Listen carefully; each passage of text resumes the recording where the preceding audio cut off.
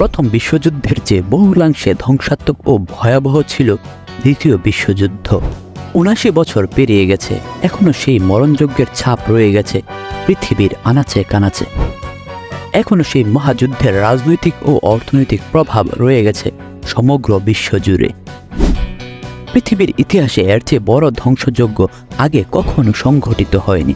সময়ের সাথে ভূরাজনীতির স্বার্থে অনেক রাষ্ট্রই পুরনো শত্রুতা ভুলে বন্ধু হয়েছে, কিন্তু পৃথিবীর বুকে যে আঁচড় ফেলে গেছে দ্বিতীয় বিশ্বযুদ্ধ, তা মুছে ফেলা কি আদৌ সম্ভব?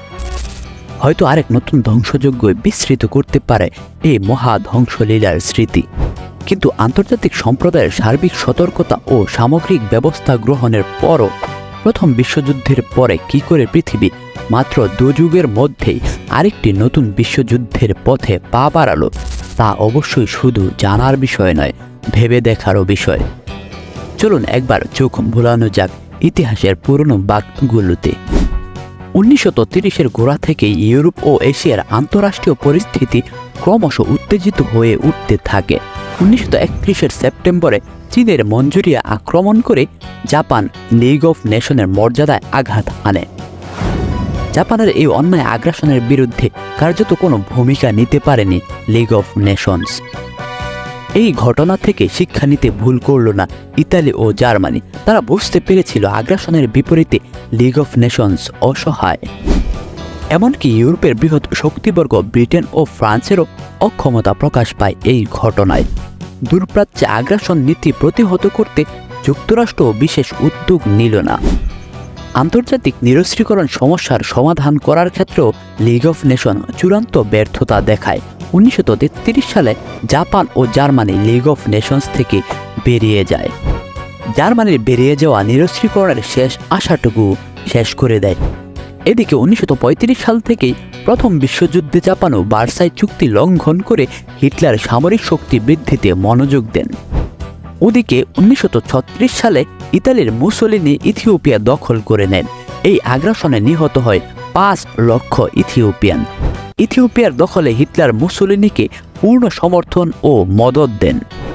ব্রিটেন ও ফ্রান্সের বিপরীতে নিজেদের অবস্থান শক্তিশালী করতে থাকেন দুই স্বৈরশাসক। ১৯৩৬ সালে স্পেনের গৃহযুদ্ধকে কেন্দ্র করে আরও কাছাকাছি আসেন এই দুই নেতা। স্পেনের গৃহযুদ্ধের আন্তর্জাতিক প্রতিক্রিয়া সুদূর প্রসারী ছিল। সামরিক অভ্যুত্থান ও তার বিরুদ্ধে প্রজাতন্ত্রের প্রতিরোধ স্পেনের অভ্যন্তরীণ বিষয় হিসেবে সীমাবদ্ধ থাকেনি। মুসোলিনি ও হিটলার উভয়ের কাছেই স্পেনের গৃহযুদ্ধ ছিল কমিউনিস্ট মতাদর্শ ও ফেসিবাদের মধ্যে সংঘাত, আর তাই তারা যে কোনো মূল্যে স্পেনের সামরিক অভ্যুত্থানকারীদের জয় চেয়েছিলেন। ১৯৩৯ সালের জানুয়ারিতে বার্সেলোনার পতন হলে ব্রিটেন ও ফ্রান্স ফ্রাঙ্কোর নেতৃত্বাধীন সামরিক ফ্যাসিস্ট সরকারকে স্বীকৃতি দেয়। অ্যালান বুক, এলিজাবেথ উইস্কম্যান প্রমুখ ঐতিহাসিকের মতে হিটলার তার রাজনৈতিক জীবনের প্রাথমিক পর্যায়ে একটি বিশ্বযুদ্ধের পরিকল্পনা করেছিলেন। তাদের বক্তব্যের সত্যতার প্রমাণ হিসেবে তারা ১৯২০-এর দশকের শেষের দিকে গৃহীত নাৎসি কর্মসূচিসমূহ এবং ১৯২৫ সালে প্রকাশিত হিটলারের আত্মজীবনী মেইন ক্যাম্প এর উপর গুরুত্বারোপ করেন। তার আত্মজীবনীতে এবং ১৯২৮-২৯ সালের নাৎসি কর্মসূচি সংক্রান্ত দলিলগুলোতে স্পষ্টত বলা ছিল, বর্ধিত জার্মান জনসংখ্যার স্থান সংকুলান ও বাসস্থানের জন্য জার্মানিকে একটি আগ্রাসী পররাষ্ট্রনীতি গ্রহণ করতে হবে এবং এই আগ্রাসন হবে অবশ্যই প্রাচ্যমুখী। কাজেই দ্বিতীয় বিশ্বযুদ্ধ ছিল হিটলারের অভিপ্রেত ও পূর্ব পরিকল্পিত। অপরদিকে ঐতিহাসিক জেপি টেইলর মনে করেন ব্যাপারটি হিটলারের পূর্ব পরিকল্পিত ছিল না। টেইলর মনে করেন হিটলার ঘটনার জন্য অপেক্ষা করার এক অভিনব কৌশল আয়ত্ত করেছিলেন, আর পশ্চিমের শক্তিগুলো একের পর এক হিটলারের সামনে সুযোগ উন্মুক্ত করে দিয়েছিল। ব্রিটেন ও ফ্রান্সকে প্রথম বিশ্বযুদ্ধের ভয়ানক অভিজ্ঞতা তখনও আতঙ্কিত করে রেখেছিল, তাই তারা হিটলারের বিরুদ্ধে কোনো কড়া পদক্ষেপ নিতে আগ্রহী ছিল না। ফ্যাসিস্ট শক্তিগুলোর প্রতি ব্রিটেন ও ফ্রান্স যে নীতি গ্রহণ করেছিল তা ইতিহাসে দূষণ নীতি নামে পরিচিত। ফ্রান্স ও ব্রিটেনের নেতারা মনে করতেন ভার্সাই চুক্তি দ্বারা জার্মানির উপর চরম অন্যায় করা হয়েছিল। হিটলারের ভার্সাই চুক্তির ধারাবাহিক লঙ্ঘন ছিল সেই অন্যায়ের প্রতিবাদ মাত্র। এই তোষণ নীতি পরবর্তীতে দ্বিতীয় বিশ্বযুদ্ধের প্রেক্ষাপট তৈরি করতে সহায়ক হয়। হিটলারের আগ্রাসন নীতি চলতে থাকে। 1938-এর গোড়ার দিকে অস্ট্রিয়ার নৎসিবাদীদের আইনি স্বীকৃতি দেওয়ার জন্য অস্ট্রিয়ার চ্যান্সেলর শুশনিগের উপর চাপ সৃষ্টি করেন। শুশনিগ জানান একটি গণভোটের মাধ্যমে বিষয়টি নিষ্পত্তি হবে। হিটলার তৎক্ষণাৎ জার্মান বাহিনীকে অস্ট্রিয়া আক্রমণের নির্দেশ দেন। অস্ট্রিয়া জার্মান নাগরিকদের সাথে দুর্ব্যবহার করেছে এবং চেকোস্লোভাকিয়ার সাথে হাত মিলিয়ে জার্মান বিরোধী ষড়যন্ত্রে লিপ্ত হয়েছে, এই দুটি অজুহাত দাঁড় করানো হয়। 1938 সালের 12ই মার্চ জার্মান সেনাদল অস্ট্রিয়া দখল করে নেয়। হিটলার কর্তৃক জার্মানির সাথে অস্ট্রিয়ার এই সংযুক্তিকরণকে আনস্লস বলা হয়। নৎসিরা অস্ট্রিয়ার ইহুদিদের উপর চরম অত্যাচার চালায়। এরপর 1938 সালে হিটলার চেকোস্লোভাকিয়ার প্রেসিডেন্ট এডওয়ার্ড বেসেনের বিরুদ্ধে বিদ্বেষমূলক প্রচারণা চালাতে থাকে। তার প্রধান অভিযোগ ছিল চেকোস্লোভাকিয়ার সরকার সুদেতান অঞ্চলে বাসরত জার্মানদের সুরক্ষিত রাখতে ব্যর্থ হয়েছে। হিটলার সরাসরি সুদেতান অঞ্চল দাবি করে বসেন। বেনেস ফ্রান্স ও ব্রিটেনের কাছে সাহায্য প্রার্থনা করে, কিন্তু তোষণ নীতির কারণে দুটি দেশই সাহায্য করতে অস্বীকৃতি জানায়। কিন্তু এই তোষণ নীতি শেষমেশ শান্তি নিয়ে আসতে পারেনি। 1939 সালের 1 সেপ্টেম্বর জার্মানি পোল্যান্ড আক্রমণ করলে তোষণ নীতির অবসান ঘটে। ব্রিটেন ও ফ্রান্স যৌথ শক্তি নিয়ে ঝাঁপিয়ে পড়ে জার্মানির বিরুদ্ধে। 3 সেপ্টেম্বর ব্রিটেন যুদ্ধ ঘোষণা করে জার্মানির বিরুদ্ধে। শুরু হয়ে যায় দ্বিতীয় বিশ্বযুদ্ধ। জার্মান আক্রমণের মুখে পতন হয় পোল্যান্ডের। এদিকে প্রতিরোধ গড়ে তোলে সোভিয়েত ইউনিয়ন। 17 সেপ্টেম্বর সোভিয়েত ইউনিয়নের লাল ফৌজ দখল করে নেয় পূর্ব পোল্যান্ড। সেপ্টেম্বর মাসে হিটলার ফ্রান্স আক্রমণের ঘোষণা দেন, তবে সেটি পরে 1940 সালের বসন্তকাল পর্যন্ত পেছানো হয়। 1940 সালের 10ই মে পশ্চিমী ইউরোপে যুদ্ধ শুরু হয়ে যায়। জার্মানি ফ্রান্সের উপর আক্রমণ শুরু করে এবং তাদের আক্রমণের মুখে ইঙ্গো ফরাসি প্রতিরোধ ব্যবস্থা ভেঙে পড়ে। 15ই মে নেদারল্যান্ড এবং 28শে মে বেলজিয়াম জার্মানির কাছে আত্মসমর্পণ করে। জার্মানির আক্রমণে পর্যুদস্ত হয়ে ফ্রান্স রাজধানী প্যারিস থেকে বর্দুতে স্থানান্তরিত করে। 14ই জুন প্যারিসের পতন ঘটে। 1940 সালের 10ই মে উইনস্টন চার্চিল ব্রিটিশ প্রধানমন্ত্রীর পদ গ্রহণ করেন। একই বছর 31শে জুলাই জার্মানি ব্রিটেনের বিরুদ্ধেও যুদ্ধ ঘোষণা করে। ওদিকে ইতালিও একের পর এক ব্রিটিশ শাসিত অঞ্চলগুলো আক্রমণ করে দখল করতে শুরু করে। 1941 সালের 22শে জুন জার্মান অনাক্রমণ চুক্তি লঙ্ঘন করে জার্মানি সোভিয়েত ইউনিয়ন আক্রমণ করে বসে। ডিসেম্বরের মধ্যে ইউক্রেনের একটি বিরাট অংশ সহ প্রায় 250,000 বর্গমাইল সোভিয়েত ভূখণ্ড জার্মানির অধীনে চলে যায়। এরপর এক দ্রুত পরিবর্তন আসে আন্তর্জাতিক মহলে। গ্রেট ব্রিটেন, সোভিয়েত ইউনিয়ন ও যুক্তরাষ্ট্র একটি অক্ষশক্তি বিরোধী চুক্তিতে আবদ্ধ হয়। তেল রপ্তানির নিষেধাজ্ঞা নিয়ে জাপান ও যুক্তরাষ্ট্রের মধ্যে চলমান উত্তেজনার প্রেক্ষিতে 1941 সালের 7 ডিসেম্বর হাওয়াই দ্বীপপুঞ্জের পার্ল হারবারে মার্কিন নৌবহরের উপর জাপান হামলা চালায়। ফলে যুক্তরাষ্ট্র দ্বিতীয় বিশ্বযুদ্ধে জড়িয়ে পড়ে। এভাবেই ছড়িয়ে পড়ে দ্বিতীয় বিশ্বযুদ্ধের আগুন। দ্বিতীয় বিশ্বযুদ্ধের তাণ্ডব ও ধ্বংসলীলা প্রথম বিশ্বযুদ্ধের চেয়ে সব দিক দিয়ে বেশি ছিল। নতুন প্রযুক্তি, নতুন নতুন অস্ত্রের ব্যবহার, আকাশপথে যুদ্ধ ও পারমাণবিক বোমার ব্যবহারের মতো বিষয়গুলো দ্বিতীয় বিশ্বযুদ্ধকে আরও ভয়াবহ করে তোলে। প্রায় 60 মিলিয়নের উপর মানুষ মারা যায় এই মহাযুদ্ধে, যা তখনকার বিশ্ব জনসংখ্যার 3% ছিল।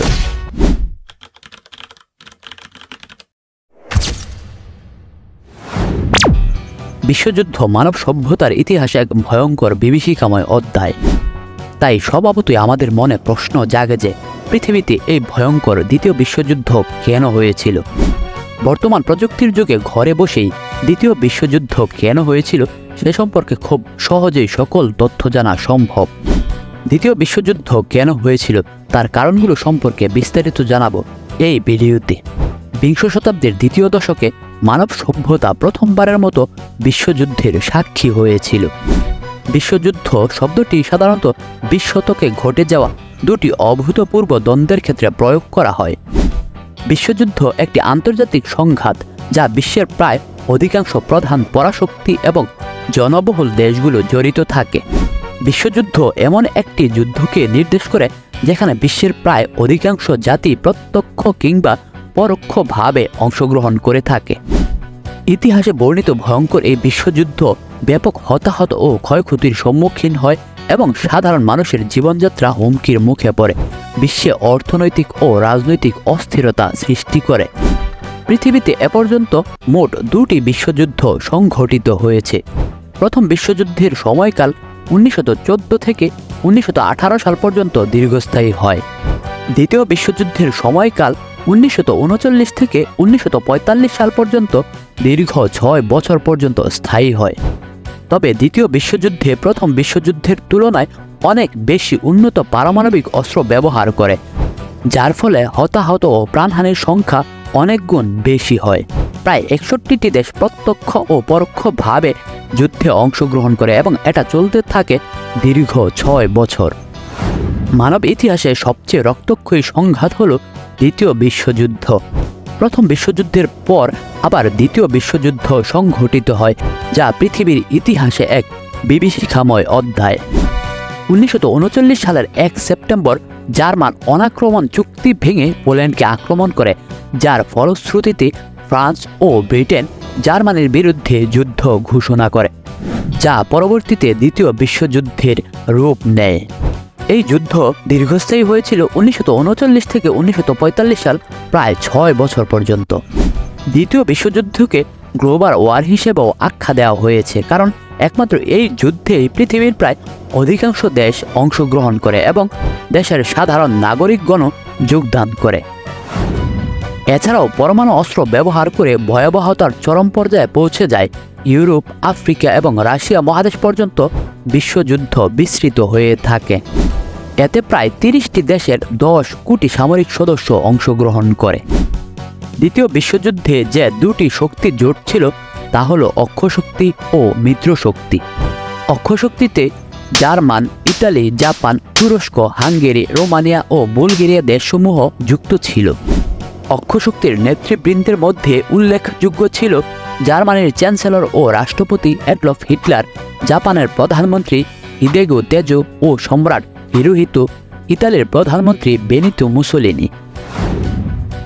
মিত্রশক্তিতে ব্রিটেন, ফ্রান্স, ব্রাজিল, কানাডা, চীন, ডেনমার্ক, গ্রিস ও নেদারল্যান্ড ইত্যাদি দেশ যুক্ত ছিল। মিত্রশক্তিতে পরবর্তীতে মহাশক্তিধর রাষ্ট্র সোভিয়েত ইউনিয়ন এবং আমেরিকা যোগ দেয়। মিত্রশক্তির নেতৃত্বে ছিল ব্রিটিশ প্রধানমন্ত্রী উইনস্টন চার্চিল, ফ্রান্সের পল রেনো, রুশ প্রেসিডেন্ট জোসেফ স্টালিন, মার্কিন রাষ্ট্রপতি রুজভেল্ট ও ট্রুম্যান এবং অন্যান্যরা। 1945 সালে জার্মান ও জাপান 2 দেশের নিঃশর্ত আত্মসমর্পণের মধ্য দিয়েই দ্বিতীয় বিশ্বযুদ্ধের পরিসমাপ্তি ঘটে।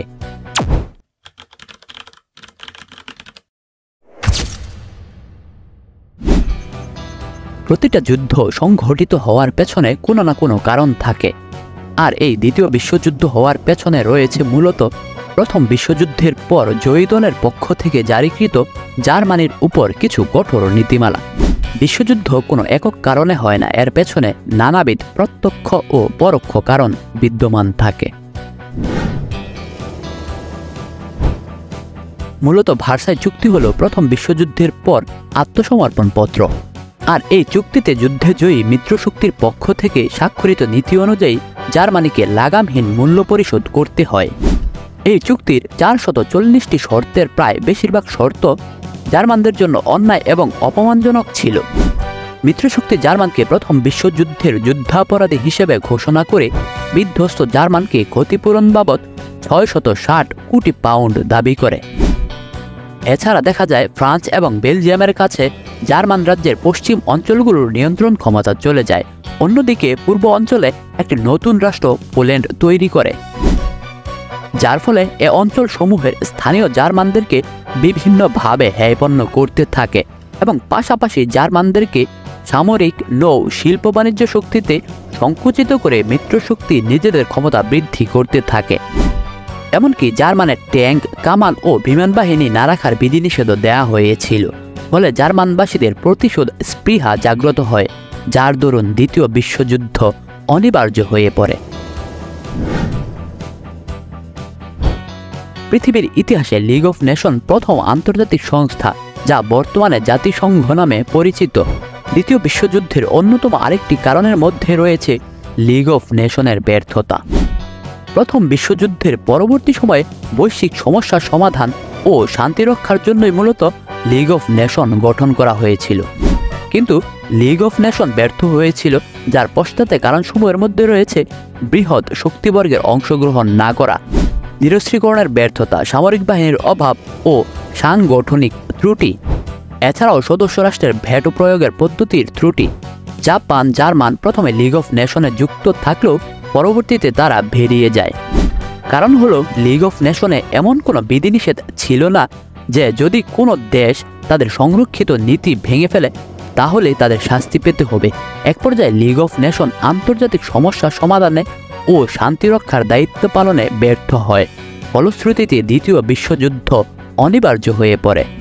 রাষ্ট্রগুলো সামগ্রিক চিন্তা না করে নিজস্ব স্বার্থ রক্ষার নীতি গ্রহণ করে, ফলে লিগ অফ নেশন পুরোপুরি অকার্যকর হয়ে পড়ে।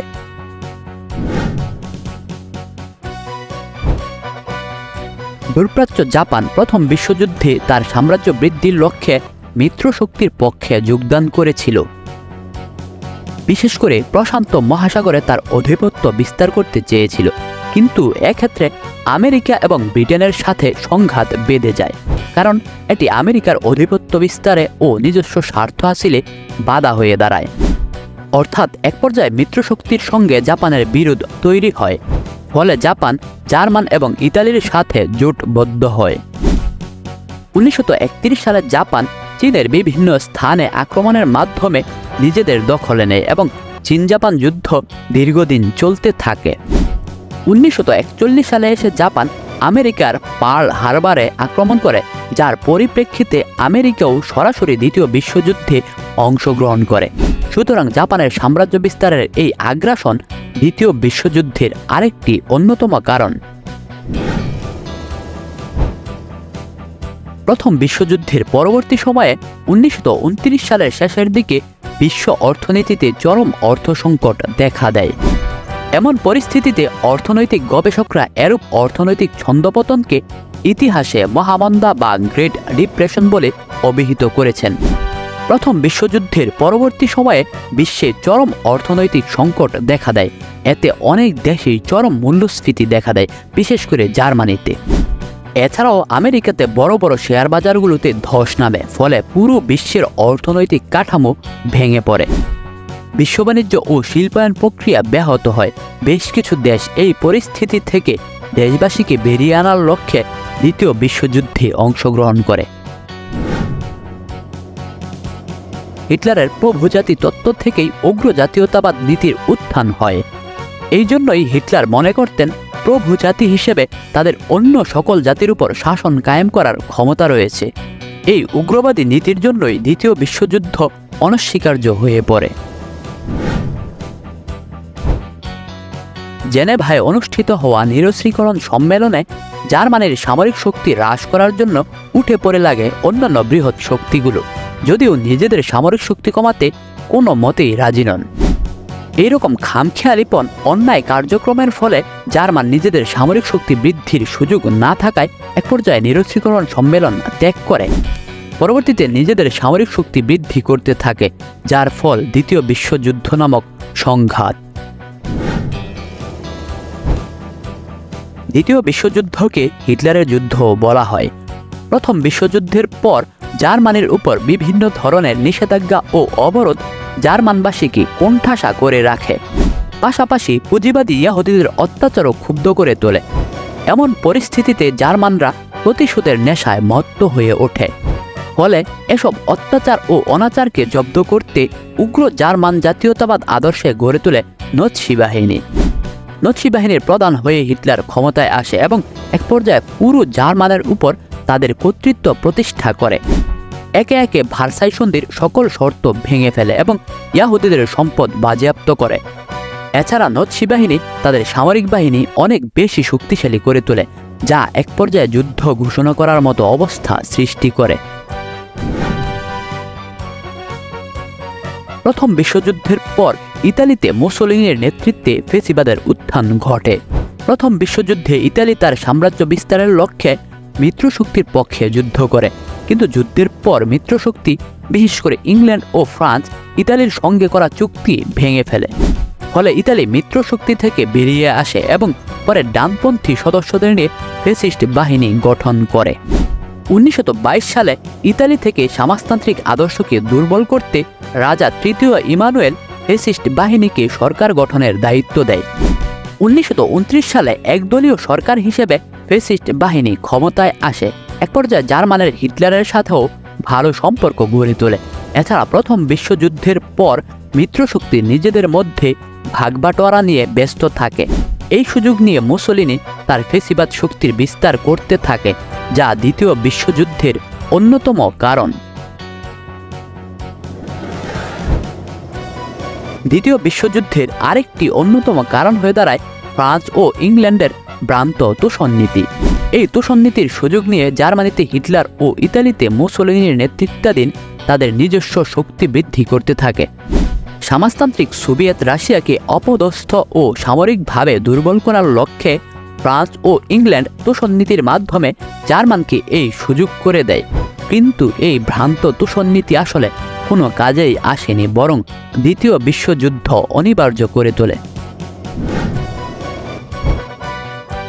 প্রথম বিশ্বযুদ্ধ শেষ হওয়ার পর ইউরোপের বিভিন্ন দেশের মধ্যে আদর্শগত মতবিরোধ দেখা দেয়। ফলে নিজস্ব আদর্শের ভিত্তিতে এসব রাষ্ট্রগুলো দুই ভাগে বিভক্ত হয়ে যায়। ইতালি, জার্মান, স্পেন, জাপান প্রভৃতি রাষ্ট্রগুলো স্বৈরতান্ত্রিক আদর্শের ভিত্তিতে পরিচালিত হয়। অপরদিকে ফ্রান্স, ইংল্যান্ড, যুক্তরাষ্ট্র এসব দেশগুলো গণতন্ত্রের আদর্শে পরিচালিত হয়। এছাড়া সমাজতান্ত্রিক আদর্শে বিশ্বাসী রাষ্ট্র ছিল সোভিয়েত রাশিয়া। দেশগুলোর মধ্যে এসব নানাবিধ আদর্শিক দ্বন্দ্বের কারণে বৈশ্বিক রাজনীতিতে ব্যাপক উত্তেজনা সৃষ্টি হয় এবং বিশ্ব রাজনীতি ভারসাম্যহীন হয়ে পড়ে, যার ফলশ্রুতিতে দ্বিতীয় বিশ্বযুদ্ধ অনিবার্য হয়ে পড়ে। দ্বিতীয় বিশ্বযুদ্ধের অন্যতম আরেকটি কারণ হল চীন ও জাপানের মধ্যে সাম্রাজ্য বিস্তার নিয়ে বিরোধ। আগ্রাসী জাপান 1931 সালে রাজতান্ত্রিক চীনের মঞ্জুরিয়ায় কোনো ধরনের বাধা ছাড়াই আক্রমণ করে। এছাড়া মার্কো পোলো সেতু দুর্ঘটনার মধ্য দিয়ে চীন জাপান যুদ্ধ শুরু হয়। পরবর্তীতে আগ্রাসী জাপান চীনের বিভিন্ন স্থানে যেমন সাংহাই, নানকিং এসব জায়গায় বোমা নিক্ষেপ করে। এতে লক্ষ লক্ষ মানুষ হতাহত হয়, যা পরে দ্বিতীয় বিশ্বযুদ্ধের পরিবেশ তৈরি করে। প্রথম বিশ্বযুদ্ধের পর অক্ষশক্তি তথা জার্মান, জাপান ও ইতালি জোটবদ্ধ হয়। এক পর্যায়ে হিটলার পুলিশ করিডোর দখল করতে চায়। এমন পরিস্থিতিতে ইংল্যান্ড ও ফ্রান্স কোনো মতেই হিটলারের দাবিতে রাজি নয়। তারা দরকার হলে পোল্যান্ডের হয়ে যুদ্ধ করবে। ইংল্যান্ড ও ফ্রান্সের এসব জবাব উপেক্ষা করে 1939 সালে 1 সেপ্টেম্বর জার্মান পোল্যান্ড আক্রমণ করে, যার পরিপ্রেক্ষিতে মাত্র 2 দিনের মধ্যেই 3 সেপ্টেম্বর ইংল্যান্ড ও ফ্রান্স পোল্যান্ডের হয়ে জার্মানির বিরুদ্ধে যুদ্ধ ঘোষণা করে। এইভাবেই দ্বিতীয় বিশ্বযুদ্ধ নামক বিপর্যয় শুরু হয়ে যায়, যা চলতে থাকে 1945 সাল দীর্ঘ 6 বছর পর্যন্ত।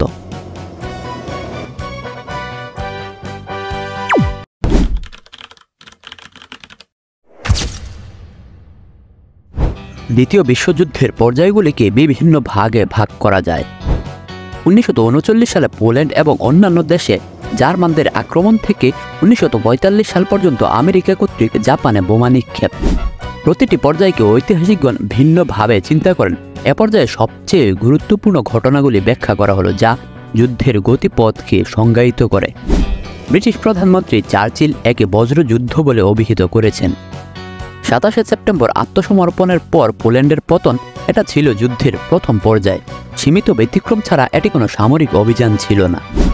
অনেক মাস যাবৎ একমাত্র সামরিক সংঘর্ষ ছিল ফরাসি সীমান্তে এবং সমুদ্রে, বিশেষ করে জার্মান জাহাজের প্রয়োজনীয় টোলের পরিপ্রেক্ষিতে।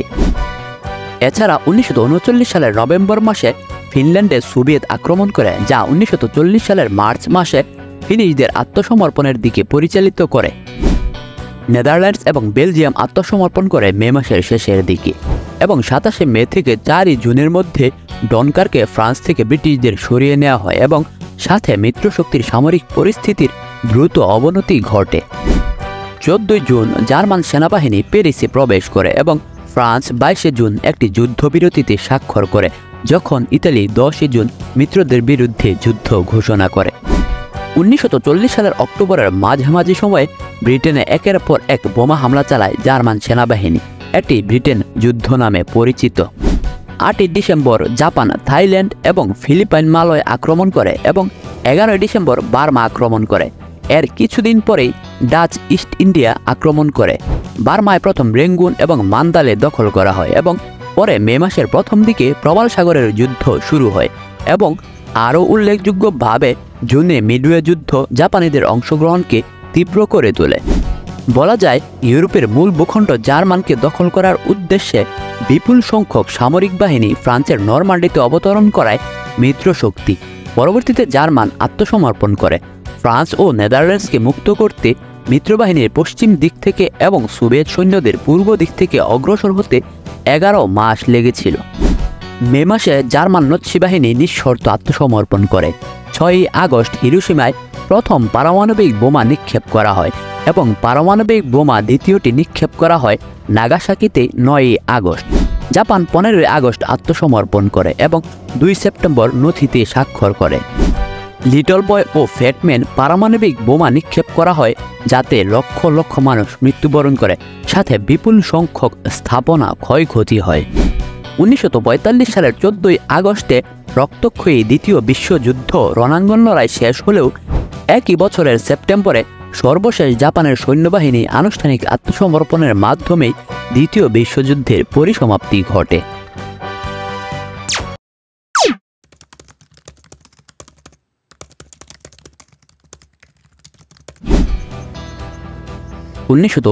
সাল 23 আগস্ট অ্যাডলফ হিটলারের জার্মানি এবং জোসেফ স্টালিনের সোভিয়েত ইউনিয়নের মধ্যে একটি চুক্তি বিশ্বে আলোড়ন তুলেছিল। নৎসি এবং সোভিয়েত ইউনিয়নের মধ্যে সে চুক্তির ফলে ইউরোপের অন্য দেশগুলো বিস্মিত হয়েছিল, কারণ হিটলারের নৎসি এবং স্টালিনের সমাজতান্ত্রিক সোভিয়েত ইউনিয়নের মতাদর্শ পুরোপুরি বিপরীত। নৎসি মতাদর্শের হিটলার কমিউনিস্ট সোভিয়েত ইউনিয়নকে ঘৃণা করতেন। চুক্তির মূল বিষয় ছিল একে অপরকে আক্রমণ করবে না। প্রকৃতপক্ষে সে চুক্তির মাধ্যমে দ্বিতীয় বিশ্বযুদ্ধের ভিত রচিত হয়েছিল। এই চুক্তির ফলে সোভিয়েত ইউনিয়ন এবং জার্মানি ভাগাভাগি করে পোল্যান্ড দখল করে নেয়। এই চুক্তিটি ছিল কার্যত পূর্ব ইউরোপকে 2 ভাগে বিভক্ত করা। একটি অংশে ছিল জার্মানির প্রভাব, অন্য অংশে তৈরি হয় রাশিয়ার প্রভাব। জার্মানির সাথে সোভিয়েত ইউনিয়নের চুক্তির ফলে ইউরোপে হিটলারের আধিপত্যবাদী মনোভাব আরও তীব্র হয়। চুক্তির 1 সপ্তাহের মধ্যেই অর্থাৎ 1939 সালের 1 সেপ্টেম্বর অ্যাডলফ হিটলারের জার্মানি পোল্যান্ড আক্রমণ করে শুরু হয়ে যায় দ্বিতীয় বিশ্বযুদ্ধ। এর 2 দিন পরে ব্রিটেন এবং ফ্রান্স জার্মানির বিরুদ্ধে যুদ্ধ ঘোষণা করে। 1940 সালের মে মাসে হিটলার ফ্রান্স আক্রমণ করেন এবং মাত্র 6 সপ্তাহের মধ্যেই ফ্রান্স দখল করে নেন। কিন্তু রাশিয়ার সাথে জার্মানির সেই শান্তি চুক্তি খুব একটা দীর্ঘস্থায়ী হয়নি। ফ্রান্স দখল করার পর সোভিয়েত ইউনিয়ন আক্রমণের জন্য প্রস্তুত হতে থাকে। জার্মানি হিটলার তার সেনাবাহিনীকে পরিকল্পনা করার নির্দেশ দেয়। স্টালিনের নেতৃত্বে ইয়াহুদি বলশেভিস্টদের হটিয়ে সোভিয়েত ইউনিয়নের নৎসি আধিপত্যবাদ প্রতিষ্ঠা করতে চেয়েছিল হিটলার। বার্লিন ভিত্তিক গবেষক ডেভিড স্টাইল লিখেছেন, 1940 সালের 18 ডিসেম্বর সোভিয়েত ইউনিয়ন আক্রমণের জন্য পরিকল্পনা করার নির্দেশ দেন হিটলার। 1941 সালের 22 জুন সোভিয়েত ইউনিয়ন আক্রমণ করে জার্মানি। প্রায় 35 লাখ জার্মান সৈন্য 1800 মাইল সীমান্ত এলাকা জুড়ে আক্রমণ করে। এ সৈন্যদের মধ্যে 80% ছিল জার্মান এবং বাকিরা ছিল হিটলারের সহযোগী বিভিন্ন দেশের। হিটলারের প্যানজার ডিভিশন প্রায় 3000 ট্যাঙ্ক এবং 2700 যুদ্ধ বিমান নিয়ে আক্রমণ শুরু করে। পৃথিবীর ইতিহাসে এটি ছিল সবচেয়ে বড় আক্রমণ। জার্মান সৈন্যরা 3টি গ্রুপে ভাগ হয়ে অগ্রসর হতে শুরু করে। প্রতিটি গ্রুপের সুনির্দিষ্ট লক্ষ্য ও উদ্দেশ্য ছিল। সৈন্যদের 3টি গ্রুপ ছিল, উত্তর, দক্ষিণ ও মধ্য। উত্তরের দলটি বাল্টিক রাষ্ট্র লাটভিয়া, লিথুয়ানিয়া এবং এস্তোনিয়ার ভেতর দিয়ে অগ্রসর হয়ে লেনিনগ্রাদে পৌঁছাবে। দক্ষিণের দলটি ইউক্রেন দিয়ে আক্রমণ শুরু করবে এবং কিয়েভ হয়ে ডনবাস শিল্প এলাকা দখল করবে। মধ্য দলটি বেলারুশের মিন্স্ক দিয়ে অগ্রসর হয়ে মস্কো পৌঁছাবে। হিটলার ধারণা করেছিলেন 10 সপ্তাহের মধ্যে সোভিয়েত ইউনিয়ন দখল করা যাবে। অন্যদিকে সোভিয়েত ইউনিয়ন তাদের পশ্চিম সীমান্তে সৈন্য জড়ো করে, কিন্তু তাদের নির্দেশ দেয়া হয় তারা যাতে কোনো উস্কানি না দেয়। কিন্তু সোভিয়েত নেতা জোসেফ স্টালিন ধারণা করতে পারেননি যে জার্মানি এত তাড়াতাড়ি আক্রমণ করবে। যুদ্ধে যোগ দেওয়ার জন্য সোভিয়েত ইউনিয়নের প্রায় 50 লাখ সৈন্য ছিল এবং ট্যাঙ্ক ছিল প্রায় 23,000। তারপরেও জার্মানি যখন আক্রমণ করে তখনও সোভিয়েত রেড আর্মি প্রস্তুত ছিল না। হিটলারের বাহিনী শুরুতেই চড়াও হয় সোভিয়েত বাহিনীর উপর। জার্মানির সৈন্যরা বেশ দ্রুত তাদের লক্ষ্য অর্জন করতে শুরু করে। জার্মানির যুদ্ধ বিমান আকাশে তাদের নিয়ন্ত্রণ প্রতিষ্ঠা করে। প্রথম দিনেই সোভিয়েত ইউনিয়নের 1800 যুদ্ধ বিমান ধ্বংস করে জার্মানি। অধিকাংশ বিমান তখন মাটিতেই ছিল। কয়েক সপ্তাহের মধ্যেই সোভিয়েত ইউনিয়নের একের পর এক এলাকা দখল করে জার্মান সৈন্যরা। এছাড়া হাজার হাজার সোভিয়েত সৈন্য মারা যায়, আরও বহু সৈন্য আটক হয় জার্মানদের হাতে। ব্যাপক ক্ষয়ক্ষতির পরেও সোভিয়েত সৈন্যরা ধীরে ধীরে শক্ত প্রতিরোধ গড়ে তোলে। ইতিমধ্যে জার্মান সেনাবাহিনীর মধ্যম দলটি অস্ত্র, গোলাবারুদ, জ্বালানি তেল এবং খাবারের সংকটে পড়ে। এমন অবস্থায় হিটলার মস্কো অভিমুখে অভিযান থামানোর নির্দেশ দেয় এবং উত্তর ও দক্ষিণের দল দুটোর শক্তি বৃদ্ধি করতে বলে। হিটলার তখন মনোনিবেশ করে লেনিনগ্রাদ এবং কিয়েভ দখলের দিকে। এজন্য অন্যান্য জায়গা থেকে সৈন্য এবং রসদ এনে সেদিকে যোগান দেওয়া হয়, কিন্তু জার্মানির ঊর্ধ্বতন সেনা কর্মকর্তারা এর বিরোধিতা করেন, কারণ জার্মানির সৈন্যরা তখন মস্কো থেকে 220 মাইল দূরে। কিন্তু হিটলারের বিবেচনায় মস্কোর চেয়ে ইউক্রেন ছিল বেশি গুরুত্বপূর্ণ, কারণ ইউক্রেনে প্রাকৃতিক সম্পদ বেশি। আগস্ট মাসের 21 তারিখে হিটলার নির্দেশ দেন যে ক্রাইমিয়া এবং ডনবাস অঞ্চলকে প্রাধান্য দিতে। জার্মানির এই কৌশলে সোভিয়েত ইউনিয়ন অনেকটা হতভম্ব হয়ে যায়। সেপ্টেম্বরের শেষ নাগাদ কিয়েভ দখল করে হিটলার বাহিনী এবং 6.5 লাখের বেশি রাশিয়ান সৈন্য নিহত এবং আটক হয়। সেপ্টেম্বরে সমগ্র রাশিয়া থেকে লেনিনগ্রাদকে বিচ্ছিন্ন করে অবরোধ করে রাখে জার্মান সৈন্যরা, কিন্তু লেনিনগ্রাদ নিয়ন্ত্রণে নেবার মতো শক্তি অনেকটা স্তিমিত হয়ে গেছে জার্মান সৈন্যদের। হিটলার নির্দেশ দেন লেনিনগ্রাদকে অবরোধ করে রাখার জন্য, যাতে সেখানকার মানুষজন খাবারের অভাবে আত্মসমর্পণ করতে বাধ্য হয়। অক্টোবর মাসের গোড়ার দিকে হিটলার মস্কো শহর দখল করার জন্য পুনরায় অভিযান শুরুর নির্দেশ দেয়। এ অভিযানের নাম দেয়া হয় অপারেশন টাইফুন। হিটলার ধারণা করেছিলেন রাজধানী মস্কো শহর ধরে রাখার মতো শক্তি রাশিয়ার নেই। তাদের সামরিক শক্তি হয়তো এরই মধ্যে কমে গেছে, কিন্তু সোভিয়েত রেড আর্মি এরই মধ্যে তাদের শক্তি সঞ্চয় করেছে। এ বিষয়টি হিটলারের ধারণার বাহিরে ছিল। প্রায় 10 লাখ সৈন্য তৈরি রেখেছিল সোভিয়েত ইউনিয়ন। অন্যদিকে হিটলারেরও প্রায় 10 লক্ষ সৈন্য ও 1700 ট্যাঙ্ক তৈরি ছিল, কিন্তু দীর্ঘদিন লড়াই করে জার্মান সৈন্যরা এরই মধ্যে ক্লান্ত। এছাড়া ততদিন আবহাওয়া বদলাতে শুরু হয়ে গেছে। কিন্তু তারপরেও মস্কো অভিযানের শুরুর দিকে হিটলারের বাহিনী সফলতা পেয়েছিল। রাশিয়ার প্রায় 6 লাখ সৈন্য বন্দী করে জার্মানরা। মস্কোর কাছাকাছি যাবার পরে জার্মান সৈন্যদের গতি অনেকটা কমে যায়। বৃষ্টিতে রাস্তাগুলো এক একটি কর্দমাক্ত নদীতে পরিণত হয়। কর্দমাক্ত রাস্তায় ট্যাঙ্ক এবং ঘোড়ার গাড়িতে করে সামরিক সরঞ্জাম পরিবহন করতে পারছিল না হিটলারের সৈন্যরা। এমন অবস্থায় মস্কো দখলের অভিযান আপাতত বন্ধ রাখার সিদ্ধান্ত নেয় জার্মান সৈন্যরা। নভেম্বরের মাঝামাঝি তাপমাত্রা কমতে থাকে এবং তীব্র শীতে অনেকটা বরফের মতো হয়ে যায়। তারপরেও হিটলারের বাহিনী মস্কো দখলের জন্য আরেকবার অভিযান শুরু করে, কিন্তু বিরতির এই সময়টিতে রাশিয়ান বাহিনী পুনরায় তাদের শক্তি সঞ্চয় করে। সাইবেরিয়া এবং দেশের পূর্বাঞ্চল থেকে তারা আরও সৈন্য জড়ো করে, কিন্তু তারপরেও জার্মান বাহিনী মস্কোর একেবারে 12 মাইলের মধ্যে চলে আসে। জার্মান সৈন্যরা তখন ক্রেমলিনের দালান দেখতে পাচ্ছিল। তীব্র শীত এবং বরফে কাবু হয়ে যায় হিটলার বাহিনী। এমন অবস্থায় ডিসেম্বরের 5 তারিখে রাশিয়ান সৈন্যরা পাল্টা আক্রমণ শুরু করে। একদিকে তীব্র ঠান্ডা এবং অন্যদিকে রাশিয়ার সৈন্যদের আক্রমণ। এই দুই পরিস্থিতিতে হিটলারের সৈন্যরা পিছু হটতে বাধ্য হয়। তাদের অনেক সামরিক সরঞ্জামও ধ্বংস হয়ে যায়। পিছু হটতে হটতে জার্মান সৈন্যরা মস্কোর 150 মাইল দূরে চলে আসে। ক্ষুব্ধ হিটলার এ সময় জার্মান সেনাবাহিনীর প্রধানকে বরখাস্ত করেন।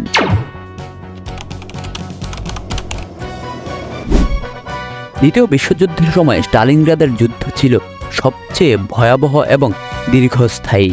হিটলারের অপারেশন বারবারোসা ব্যর্থ হবার পর 1942 সালের গ্রীষ্মকালে হিটলার এবার ভিন্ন দিক দিয়ে রাশিয়া আক্রমণ করেন।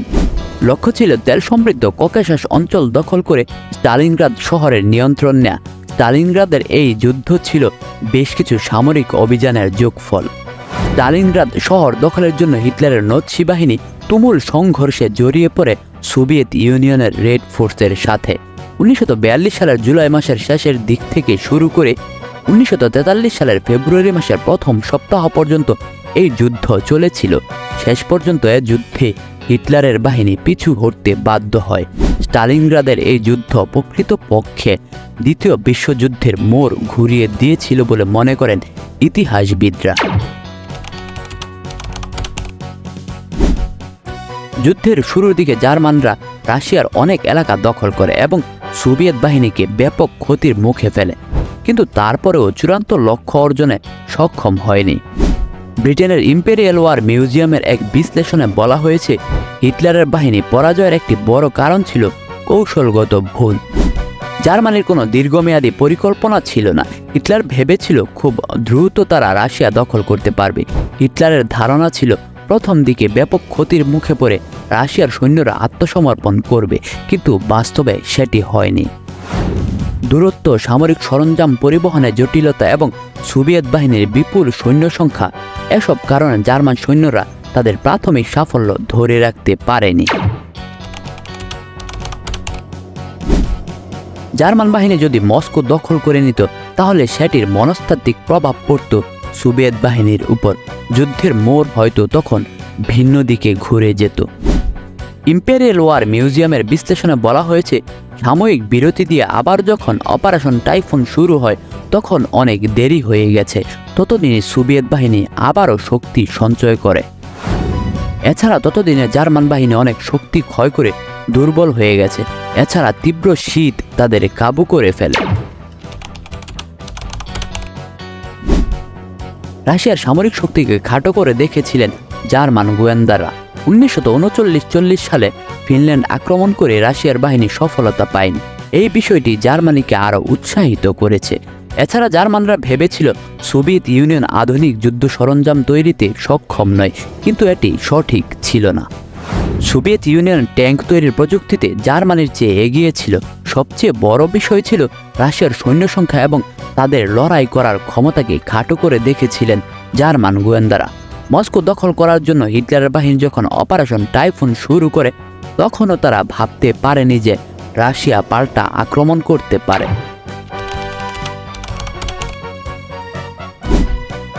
জার্মানির পরাজয়ের অন্যতম কারণ হচ্ছে যথাসময়ে সরঞ্জাম পরিবহনে সমস্যা। তাদের সৈন্যরা দ্রুত গতিতে এগিয়ে গেলেও এক পর্যায়ে এসে তারা গোলাবারুদ ও জ্বালানি সমস্যার মুখোমুখি হয়ে পড়ে। জার্মান বাহিনী যতই রাশিয়ার ভেতরের দিকে প্রবেশ করেছে, সরঞ্জাম পরিবহন করা তাদের জন্য ততই কঠিন হয়ে ওঠে। বৃষ্টির কারণে কর্দমাক্ত রাস্তায় সামরিক সরঞ্জাম পরিবহন রীতিমতো অসম্ভব হয়ে উঠেছিল। এছাড়া তীব্র শীতে বরফ জমে আরও সমস্যা তৈরি করে।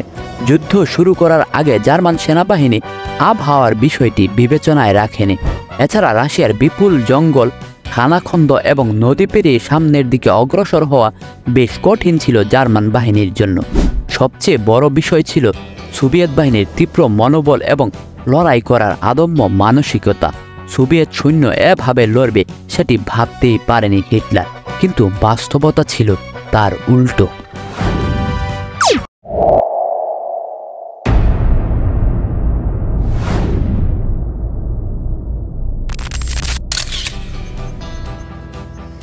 হলোকাস্ট শব্দটির সাথে আমরা অনেকেই পরিচিত এবং আমরা জানি এটা ইতিহাসের সবচেয়ে নরকীয় ঘৃণিত গণহত্যার ইতিহাস। আধুনিক ইতিহাসে গণহত্যার অন্যতম কুখ্যাত ইতিহাস হচ্ছে হলোকাস্ট। হিটলারের নাৎসি বাহিনী দ্বিতীয় বিশ্বযুদ্ধের আগে এবং বিশ্বযুদ্ধের সময় বহু নিপীড়ন, লক্ষ লক্ষ জীবন ধ্বংস করেছিল এবং স্থায়ীভাবে ইউরোপের চেহারাটাই পাল্টে দিয়েছিল এই হলোকাস্টের মাধ্যমে। এই হলোকাস্ট কি, কেন এবং কিভাবে ঘটেছিল সেগুলো জানতে চেষ্টা করব এই ভিডিওতে। 1933 সালে অ্যাডলফ হিটলার জার্মানির চ্যান্সেলর হিসেবে নির্বাচিত হন এবং তার সমর্থকরা নুরেমবার্গে তাকে বিপুল সংবর্ধনা দেন। এটা ভুলে গেলে চলবে না, এই ব্যাপক সমর্থন তাকে তার হিংসা চরিতার্থ করার কাজে বড় ভূমিকা পালন করে। 1933 সালে অ্যাডলফ হিটলার জার্মানির ক্ষমতায় আসার পরে হলোকাস্ট শুরু হয়েছিল এবং 1945 সালে নৎসিরা মিত্রশক্তির দ্বারা পরাজিত হওয়ার মাধ্যমে এটার শেষ হয়। হলোকাস্ট শব্দটি গ্রিক শব্দ হোলোকাস্টন থেকে এসেছে, যার অর্থ আগুন দিয়ে হত্যা করা। তবে এটি মূলত ইহুদি জনগণের প্রতি নৎসিদের অত্যাচার এবং তাদের নিকৃষ্ট বলে বিবেচিত করে সুনির্দিষ্ট পরিকল্পনার মাধ্যমে ইহুদি নিধনকে বোঝানো হয়েছে। হলোকাস্টের একটি সমর্থক শব্দ রয়েছে যাকে শোয়া বলা হয়ে থাকে। এটি একটি হিব্রু শব্দ যার অর্থ ধ্বংস করা এবং এটা ওই হলোকাস্টকেই বোঝায়। হিটলারের এ ধরনের মানসিকতায় এটা একরকম নিশ্চিত হয়ে বলা যায় যে নৎসি বাহিনী গঠন করা হয়েছিল মূলত সুপরিকল্পিত উপায়ে ইহুদি নিধন করার উদ্দেশ্যে।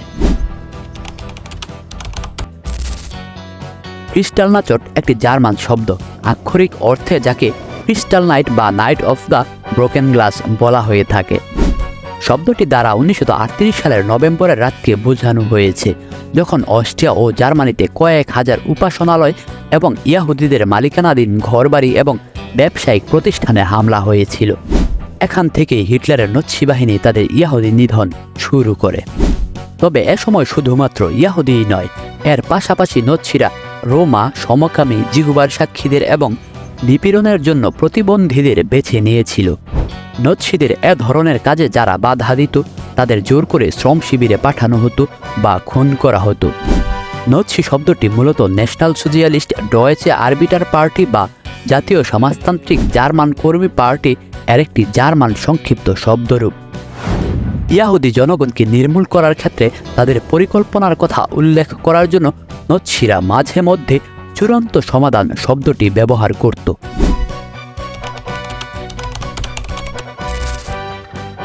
নৎসি বাহিনী হলোকাস্ট বাস্তবায়নের জন্য ইউরোপের বেশ কিছু স্থান নির্বাচন করেছিল। একই স্থানে একই সময়ে যাতে বেশি বেশি মানুষ হত্যা করা যায় সেজন্য তারা স্থানগুলোকে কনসেন্ট্রেশন ক্যাম্প হিসেবে আখ্যায়িত করেছিল।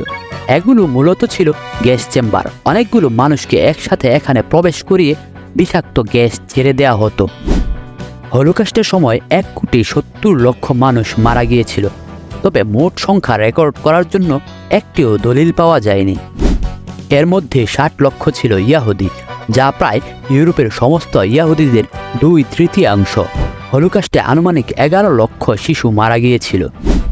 হলোকাস্টের মৃত্যুর সংখ্যা নিয়ে কিছু অস্পষ্টতা রয়েছে, তবে মার্কিন জাতীয় হলোকাস্ট জাদুঘর থেকে প্রাপ্ত তথ্য অনুযায়ী হলোকাস্টের শিকার হওয়া হতভাগ্য মানুষের মধ্যে 60 লক্ষ ছিল ইহুদি জনগণ, 50 লক্ষ 70,000 সোভিয়েত সাধারণ নাগরিক, এর মধ্যে 13 লক্ষ সোভিয়েত ইহুদি নাগরিক ছিল যারা ওই 60 লক্ষের মধ্যে অন্তর্ভুক্ত, 30 লক্ষ সোভিয়েত যুদ্ধবন্দী, প্রায় 50,000 ইহুদি সেনাসহ 19 লক্ষ পোলিশ নাগরিক, 3,12,000 সার্ব বেসামরিক মানুষ, প্রায় 2,50,000 প্রতিবন্ধী মানুষ, 2 লক্ষ থেকে 2,20,000 রোমা, 1,900 জিহুবার অনুসারী, কমপক্ষে 70,000 বিভিন্ন অপরাধমূলক কর্মকাণ্ডে অভিযুক্ত অপরাধী, জার্মান রাজনৈতিক বিরোধী ও কর্মীদের একটি নির্ধারিত সংখ্যা, সমকামীদের একটি বড় সংখ্যা, এটা হতে পারে কয়েকশো বা হাজার হাজার, তবে সম্ভবত 70,000-এর আশেপাশে হতে পারে।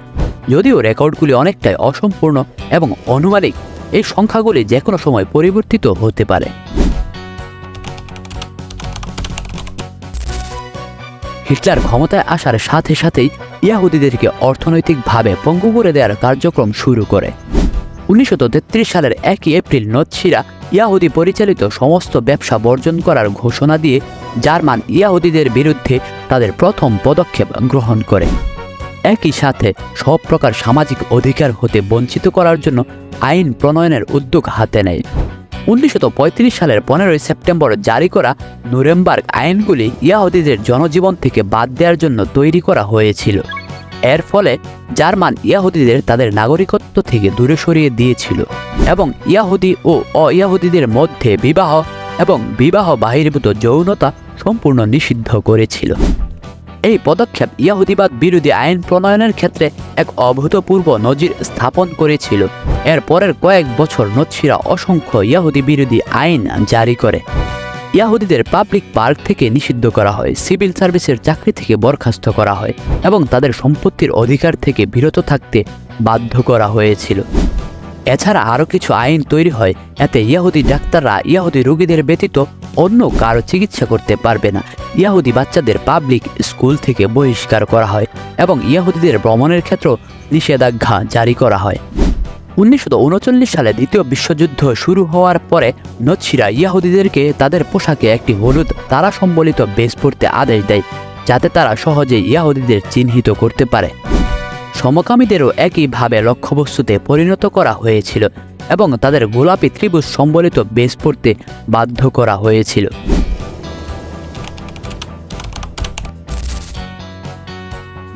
দ্বিতীয় বিশ্বযুদ্ধ শুরু হওয়ার পরে নৎসিরা সমস্ত ইয়াহুদিদের একটি আলাদা মহল্লায় স্থানান্তর শুরু করে। এগুলোকে ইয়াহুদি ঘেটু নামে অভিহিত করা হয়। বড় শহরগুলির পাশে অবস্থিত ছোট বিভক্ত এসব অঞ্চলে বসবাস করার আদেশ দিতে শুরু করে, বিশেষ করে হেনরিক হিমলার। ইয়াহুদিদের তাদের বাসা থেকে জোর করে বাইরে নিয়ে যাওয়া হতো এবং ছোট ছোট বাড়িতে রাখা হতো। প্রায়শই এক বা একাধিক পরিবারকে কোনো একটি ছোট জায়গায় ভাগাভাগি করে থাকতে হতো। প্রথমে এ অঞ্চলের নিয়মকানুন শিথিল থাকলেও ধীরে ধীরে এসব নিয়ম কঠিন হতে থাকে। পর্যায়ক্রমে কারফিউ জারি করা হয় এবং একটি নির্দিষ্ট স্থানে ইয়াহুদিদের এক প্রকার আবদ্ধ করে ফেলা হয়, অর্থাৎ ইয়াহুদিদের কোনো পরিস্থিতিতেই আর ছাড়তে দেওয়া হয়নি। হলোকাস্টের সময় প্রধান গেটগুলো পোল্যান্ডের রিয়ালস্টক, লর্ডস এবং ওয়ার্স শহরে অবস্থিত ছিল। অন্যান্য ঘেটুগুলি বেলারুশের মিন্স্ক, রিগা, লাটভিয়া এবং ভিলনা, লিথুয়ানিয়া প্রভৃতি অঞ্চলে পাওয়া গেছে। বৃহত্তম ঘেটুটি ছিল ওয়ার্স শহরে। 1941 সালের মার্চ মাসে প্রায় 4,45,000 মানুষকে হত্যা করে মাত্র 1.3 বর্গমাইল সাইজের একটি জায়গায় তাদের দেহগুলো ছড়িয়ে দেওয়া হয়েছিল এবং কিছুটা পরবর্তীতে আগুনে পুড়িয়ে ফেলা হয়। একদল প্রচণ্ড ইয়াহুদি বিদ্বেষী জার্মান সেনাকে এই ঘেটুগুলি নিয়ন্ত্রণ এবং পরিচালনা করার দায়িত্ব দেওয়া হয়। এরা মূলত ঘেটুগুলি নিয়ন্ত্রণকারী ইয়াহুদি কাউন্সিলের সদস্য হিসাবে পরিচিত ছিল। ইয়াহুদিদের বলা হতো যে তাদের শ্রমের জন্য অন্যত্র নিয়ে যাওয়া হচ্ছে। এভাবে ঘেটুগুলি হতে প্রতিদিন 1000 মানুষকে রেলপথে বিভিন্ন গ্যাস চেম্বারে প্রেরণ করা হতো। দ্বিতীয় বিশ্বযুদ্ধে মিত্রবাহিনীর তৎপরতা বৃদ্ধির সাথে সাথে তখনও বেঁচে যাওয়া কিছু ইয়াহুদি প্রতিরোধের চেষ্টা করে। 1938 সালে ইয়াহুদি প্রতিরোধ যোদ্ধারা 28 দিন ধরে পুরো নৎসি শাসনের বিরুদ্ধে অবস্থান নিয়েছিল, যা ইতিহাসে ওয়ার্স ঘেটু অভ্যুত্থান নামে পরিচিত।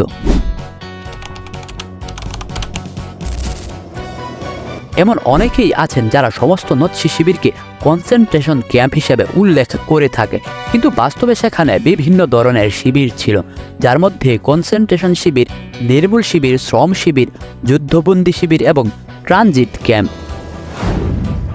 প্রথম কনসেন্ট্রেশন শিবিরগুলির একটি ছিল দক্ষিণ জার্মানির ডাকাউতে। এটি 20 মার্চ 1933 সালে খোলা হয়েছিল। 1933 সাল থেকে 1938 সাল পর্যন্ত কনসেন্ট্রেশন ক্যাম্পের বন্দী বেশিরভাগ লোকজন ছিল রাজনৈতিক বন্দী। এর মধ্যে প্রতিবন্ধী, গৃহহীন এবং মানসিকভাবে অসুস্থ মানুষের আধিক্য ছিল বেশি। 1938 সালে ক্রিস্টালনাচটের পরে ইয়াহুদিদের উপর অত্যাচার আরও সংঘটিত করা হয়। এর ফলে কনসেন্ট্রেশন শিবিরে পাঠানো ইয়াহুদিদের সংখ্যা ক্রমান্বয়ে বৃদ্ধি পেতে থাকে। কনসেন্ট্রেশন ক্যাম্পের জীবনযাত্রা ছিল অনেক ভয়াবহ। গাদাগাদি করে থাকা, কঠোর শারীরিক পরিশ্রমে বাধ্য করা, খুবই অপর্যাপ্ত খাবার দেয়া সহ নানা রকম মেডিকেল পরীক্ষা চলত বন্দীদের উপর। এসব স্থানে বন্দীদের মৃত্যু ঘটা সত্ত্বেও চেলমনো, বেলজেক, সুবিবারো, ট্রেবলিঙ্কা, আউশউইটজ এবং মাজদানেক নামে বেশ কয়েকটা ডেথ ক্যাম্প তৈরি করা হয়েছিল তাদের হত্যা করার জন্য। আউশউইটজ ছিল সবচেয়ে বড় কনসেন্ট্রেশন ক্যাম্প। অনুমান করা হয় যে আউশউইটজ ক্যাম্পে 11 লক্ষ মানুষকে হত্যা করা হয়। মূলত এভাবেই ইয়াহুদিদের প্রতি প্রচণ্ড ঘৃণা উগরে দিয়ে হিটলার মানব ইতিহাসের সবচেয়ে জঘন্যতম কাজটি সম্পাদনা শুরু করেন এই হলোকাস্টের মাধ্যমে। প্রথমে জার্মান ইয়াহুদি এবং পরবর্তীতে অস্ট্রিয়া, পোল্যান্ড সহ ইউরোপের অন্যান্য অংশের ইয়াহুদি নিধনের প্রতি তিনি অগ্রসর হন। বর্তমানে আমরা হয়তো সে সময়ের অবস্থার কথা শুধু চিন্তা করতে পারি। বাস্তবে সেসব বছরগুলোতে অত্যাচারের মাত্রা কতটা ভয়াবহ ছিল তা আমরা কিছুটা দ্বিতীয় বিশ্বযুদ্ধের উপর নির্মিত হলিউডের চলচ্চিত্রগুলির মাধ্যমে দেখতে পাই। ইতিহাস ঘাটলে অনেক বড় বড় গণহত্যার কথা আমাদের চোখের সামনে আসে, এটা সত্যি। কিন্তু ইতিহাসে এরকম পরিকল্পিত গণহত্যা একজন সভ্য মানুষ হিসাবে চিন্তা করা যায় কি?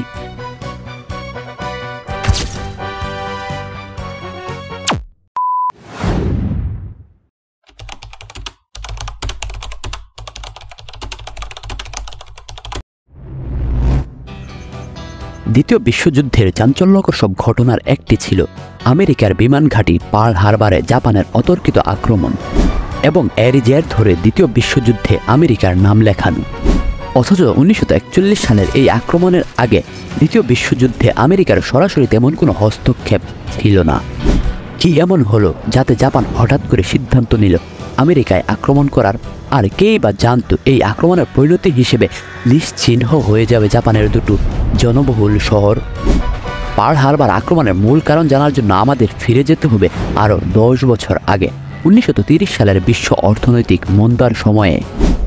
প্রথম বিশ্বযুদ্ধের পর গোটা ইউরোপ, পশ্চিমা বিশ্ব এবং এশিয়া মহাদেশ অর্থনৈতিকভাবে পুরোপুরি মুখ থুবড়ে পড়েছিল। দ্বীপরাষ্ট্র জাপান চিন্তা করল এই অর্থনৈতিক মন্দা থেকে বের হয়ে আসতে হলে তাদের নিজেদের আয়তন প্রসারণ করা ছাড়া আর কোনো উপায় নেই। চীনের সাথে 1894-95 সালের যুদ্ধ এবং রাশিয়ান সাম্রাজ্যের সাথে 1904-05 সালের যুদ্ধ দুটির সফলতা নতুন করে হিংস্র করে তুলেছিল তখনকার সময়ের মারকুটে জাপানিদের। সেই সাথে প্রথম বিশ্বযুদ্ধের তাদের সফলতাও সেই আগুনে ঘি ঢেলে দিচ্ছিল। বিশ্বের বুকে নিজেদের হিংস্রতার পরিচয় নতুন করে দেওয়ার জন্য আবারও প্রস্তুতি নিতে শুরু করল জাপানিরা। 1931 সালের চীনের মঞ্জুরি আক্রমণের মাধ্যমে সূচনা হয় জাপানের এই বিশ্ব দখলের লড়াই। কিন্তু প্রথম বিশ্বযুদ্ধের পর গঠিত হওয়া লিগ অফ নেশনস এই ঘটনার প্রতিবাদ জানায় এবং তাদের শর্তানুযায়ী কোনো দেশই অন্য কোনো সার্বভৌম দেশের উপর অন্যায় আক্রমণ চালাতে পারবে না। জাপান তখন এই বিশ্ব সংস্থা থেকে নিজেদের নাম প্রত্যাহার করে নেয়, ফলে চীন আক্রমণে তাদের আর কোনো বাধা থাকে না। মঞ্জুরিয়ার জনগণের উপর নেমে আসে খুন, হত্যা ও ধর্ষণের মতো করুণ পরিণতি। মঞ্জুরিয়ার মতো করুণ পরিণতি নেমে আসে চীনা জাতীয়তাবাদী দলের রাজধানী নানজিংয়ের উপরও। 6 সপ্তাহের এই অত্যাচারে খুন, জখম, দর্শন থেকে বাদ যায়নি সামরিক এবং বেসামরিক কোনো নাগরিক। এগুলো হলো পৃথিবীর বুকে জাপানিদের নরকীয়তার কয়েকটি উদাহরণ মাত্র। তাদের মতো হিংস্র জাতি এই পৃথিবী খুব কমই দেখেছে। আজকের জাপানকে দেখলে মনেই হবে না একসময় তারা কতটা ভয়াবহ জাতি হিসেবে নিজেদের পরিচয় দিত। জাপানিদের এই কর্মকাণ্ড শুরু থেকে ভালো চোখে দেখছিল না আমেরিকা। তারা জাপানকে বারবার হুঁশিয়ারি করে আসছিল। শেষে উপায়ন্তর না দেখে জাপানের সাথে সকল প্রকার ব্যবসায়িক সম্পর্ক ছিন্ন করে আমেরিকা।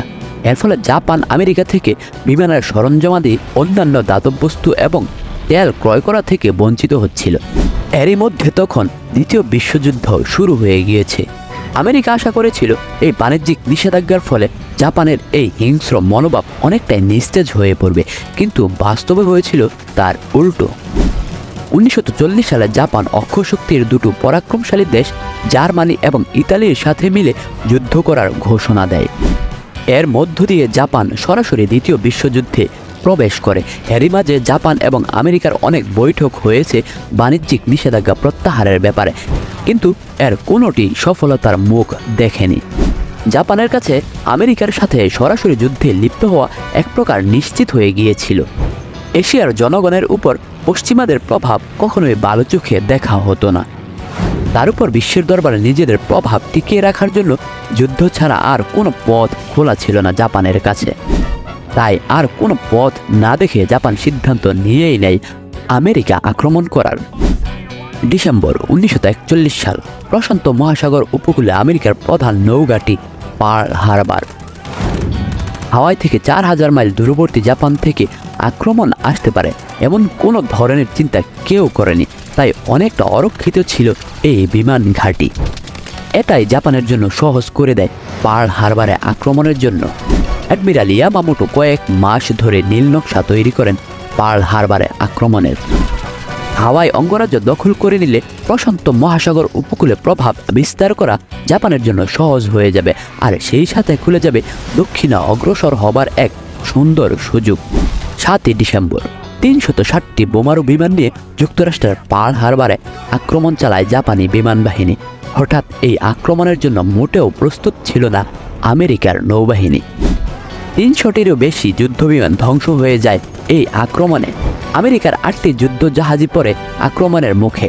8টির মাঝে 4টি যুদ্ধ জাহাজই ডুবে যায় জাপানের এই আক্রমণে। সেই সাথে নিহত হয় 2400 নাবিক। জাপানের প্রবল আক্রমণের সামনে কোনো প্রতিরোধী গড়ে তুলতে পারেনি মার্কিনী বাহিনী। এই আক্রমণের পরই 8 ডিসেম্বর যুদ্ধ ঘোষণা করে মার্কিন যুক্তরাষ্ট্র। প্রথম দিকে এই আক্রমণ সফল মনে হলেও পার্ল হারবারে আক্রমণের মূল উদ্দেশ্য পূরণে ব্যর্থ হয়েছিল জাপানি বাহিনী। ইয়ামামোটো চাচ্ছিলেন পার্ল হারবারে সকল তেলের মজুদ, যুদ্ধ প্রশিক্ষণ কেন্দ্র, সরাইখানা ধ্বংস করে দিতে, কিন্তু জাপানের বোমারু বিমান সেগুলোতে আঘাত হানতে ব্যর্থ হয়। সবচেয়ে বড় ব্যাপার হলো আমেরিকার যুদ্ধবিমান বহনকারী একটি জাহাজেও আঘাত করতে পারেনি তারা। এটি প্রশান্ত উপকূলে প্রভাব বিস্তারে জাপানের জন্য একটি বড় বাধা হয়ে দাঁড়ায়। অ্যাডমিরাল ইয়ামামোটো তাই পরিকল্পনা করেন দ্বিতীয়বার পার্ল হারবারে আক্রমণের, কিন্তু দিন শেষে এটি কাল হয়ে দাঁড়ায় জাপানিদের জন্য। প্রথমবার পার্ল হারবারে আক্রমণের 6 মাস পর দ্বিতীয়বার আক্রমণের পরিকল্পনা করেন অ্যাডমিরাল ইয়ামামোটো। পরিকল্পনা মতো পার্ল হারবারের নিকটবর্তী উপদ্বীপে মিডওয়েতে ঘাঁটি গাড়ে জাপানি বাহিনী, কিন্তু দুর্ভাগ্যবশত জাপানের রেডিও যোগাযোগের তথ্য ফাঁস হয়ে যায় আমেরিকার কাছে। আমেরিকার একদল কোড ব্রেকার বের করে ফেলে জাপানের পরিকল্পনা এবং সাথে সাথে তা আমেরিকার প্যাসিফিক নৌ কমান্ডার অ্যাডমিরাল চেস্টার ডব্লিউ নিমিৎজকে বুঝিয়ে দেয়। জাপানিদের পরিকল্পনা বুঝতে পেরে সেই অনুযায়ী যুদ্ধের প্রস্তুতি নেন admiral Chester W Nimitz. 4 June সকাল থেকে শুরু হয় সেই বিশেষ যুদ্ধ। রেডিও বার্তায় পাওয়া তথ্য থেকে আমেরিকা জানত কবে এবং কোথায় আক্রমণ চালাতে যাচ্ছে জাপানি বাহিনী। আমেরিকার যুদ্ধ বিমানগুলো জাপানিদের তেমন কোনো ক্ষতিই করতে পারেনি, কিন্তু খেলা পাল্টে দেয় আমেরিকার বোমারু বিমানগুলো। বোমা বারুদ লোড করার সময় হঠাৎ তাদের ধরে ফেলে আমেরিকার ডাইভ বোম্বারু বিমানগুলো। মুহূর্ত দেরি না করে ডুবিয়ে দেয় জাপানিদের পূর্ণ শক্তির 4টি যুদ্ধ জাহাজ আকাগি, কাগা, সুরু এবং হিরো। সেই সাথে ডুবে যায় 322টি যুদ্ধ বিমান এবং 5000 নাবিক। জাপানিরা তাদের অন্যতম বড় যুদ্ধ জাহাজ মিকুমা হারায় এই আক্রমণে। 7 জুন পর্যন্ত চলা এই যুদ্ধে জাপানিদের এই ক্ষয়ক্ষতির বিপরীতে আমেরিকানরা হারিয়েছিল 147টি যুদ্ধ বিমান এবং 3 শতাধিক নাবিক।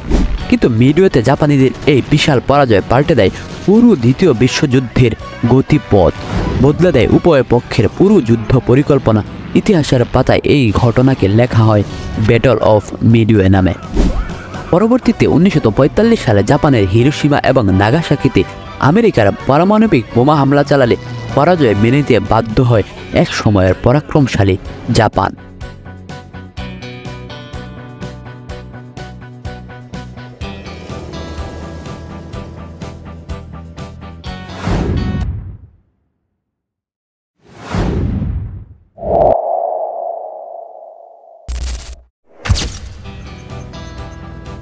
আগস্ট 1945 সাল সকালবেলা তখনও হিরোশিমার জনপদ কর্মচঞ্চল হয়ে ওঠেনি। জীবিকার সন্ধানে কিছু মানুষ ছুটে চলছিল। হিরোশিমা শহরটি জাপানের রাজধানী টোকিও শহর থেকে 500 মাইল দূরে। সকাল 8:15 হঠাৎ হিরোশিমা শহরের আকাশে দেখা দিল দৈত্য বিমান B-29 ইনোলাগে। হিরোশিমা নগরীর উপর ছুঁড়ে মারল আণবিক বোমা লিটল বয়। মুহূর্তের মাঝেই সবকিছু লণ্ডভণ্ড হয়ে গেল। ধ্বংসলীলায় পরিণত হলো গোটা শহর। হিরোশিমায় বোমা বিস্ফোরণের স্থানটি ছিল বাণিজ্যিক ও অফিস আদালতের স্থান। বিস্ফোরণের সাথে সাথে 500 মিটার বৃত্তের মাঝে আলিশান দালান চোখের পলকে নেতিয়ে পড়ে 5 বর্গমাইল এলাকা ছাই ও ধ্বংসস্তূপে পরিণত হয়। বিস্ফোরণের সময় নগরীর লোকসংখ্যা ছিল 3,50,000, যার মাঝে সেই সময় থেকে 10 আগস্ট পর্যন্ত মৃত্যুর সংখ্যা প্রায় 1,18,661 জন, যার মাঝে সামরিক লোক মৃত্যুবরণ করে প্রায় 20,000 জন।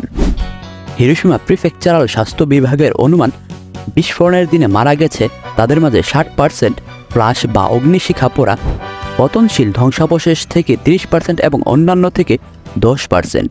একটি মার্কিন গবেষণায় 15 থেকে 20% বিকিরণ অসুস্থতা, 20 থেকে 30% ফ্লাশ পোড়া ও অন্যান্য আঘাত থেকে এবং 50 থেকে 60% অসুস্থতা দ্বারা মারা গেছে।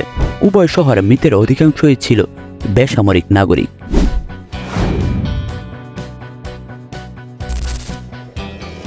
হিরোশিমায় নিক্ষিপ্ত বোমাটির নাম ছিল লিটল বয়। নিজেদের প্রয়োজনে এটি নিক্ষেপের প্রাথমিক সিদ্ধান্ত নেন আমেরিকার প্রেসিডেন্ট ফ্রাঙ্কলিন ডি রুজভেল্ট। তিনি ছিলেন আকারে ছোট, তাই তার নাম দেওয়া হয় লিটল বয়।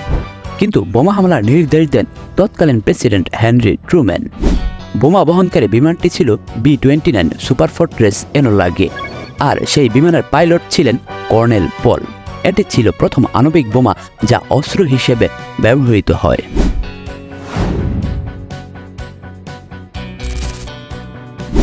1949 সালে হিরোশিমা শান্তি স্মৃতি পার্ক নির্মাণ করা হয়। হিরোশিমা প্রিফেকচারাল শিল্প উন্নয়ন হল, ক্লোজড বোমা বিস্ফোরণের স্থানে জীবিত ভবন, জিনবাকু অট্টালিকা বা পরমাণু অট্টালিকা, হিরোশিমা শান্তি স্মৃতি জাদুঘর 1955 সালে নির্মাণ হয়। 1949 সালে জাপানি পার্লামেন্ট দ্বারা হিরোশিমা শান্তি শহরে ঘোষিত হয়। হিরোশিমা উপসাগরকে ঝিনুকের আধার বলা হয়। সরকার আর জনগণের চেষ্টায় এই শহর এখন শান্তি আর উন্নয়নের নগরী।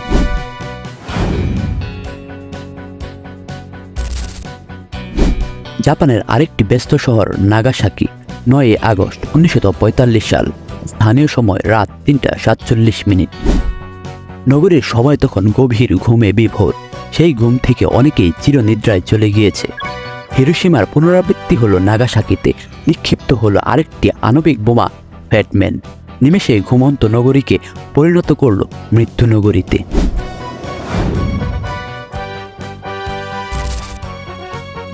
1945 সালের আগস্টের 9 তারিখে নাগাসাকিতে ছিল পারমাণবিক বোমা হামলার দ্বিতীয় লক্ষ্য।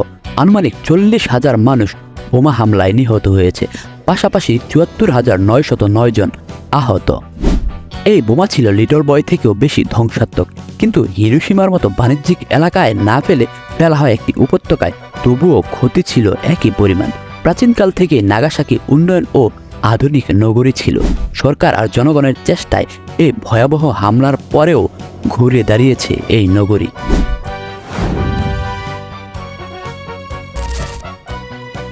17 ডিসেম্বর 1938 সাল, জার্মানির 2 বিজ্ঞানী অটো হার্ন স্ট্রাসম্যান সফলভাবে অণু ভাঙার পর সে দেশ আণবিক কর্মসূচি শুরু করে। আগস্ট 1939 সাল, বিজ্ঞানী আইনস্টাইন মার্কিন প্রেসিডেন্ট ফ্রাঙ্কলিন ডি রুজভেল্টকে জার্মানির সম্ভাব্য পরমাণু বোমা হামলা সম্পর্কে সতর্ক করে দেন এবং আণবিক গবেষণার জোর দাবি জানান।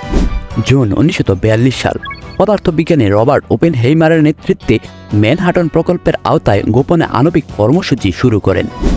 1942 সাল, এনরিকো ফেরমির নেতৃত্বে মার্কিন বিজ্ঞানীরা প্রথম পরমাণু বোমা তৈরি করেন। 16 জুলাই 1945 সাল, যুক্তরাষ্ট্র নিউ মেক্সিকোর আলামোগোর্ডো এলাকার কাছে আণবিক পরীক্ষা চালায়। এটি পৃথিবীর প্রথম পারমাণবিক পরীক্ষা। 26 জুলাই 1945 সাল, মিত্রশক্তি জাপানের প্রতি তাৎক্ষণিকভাবে ও বিনা শর্তে আত্মসমর্পণের দাবি জানায়। প্রেসিডেন্ট হ্যারি ট্রুম্যান সোভিয়েত নেতা স্টালিনের কাছে বলেন, আমেরিকার কাছে আণবিক বোমা আছে। 6 আগস্ট 1945 সাল, হিরোশিমায় প্রথম আণবিক বোমা লিটল বয় নিক্ষেপ করা হয়।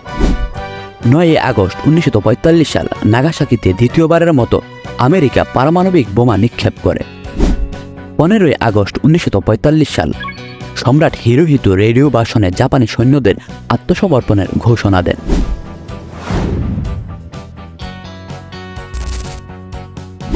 প্রতি বছর 6 ও 9 আগস্ট ঘুরে ঘুরে আসে।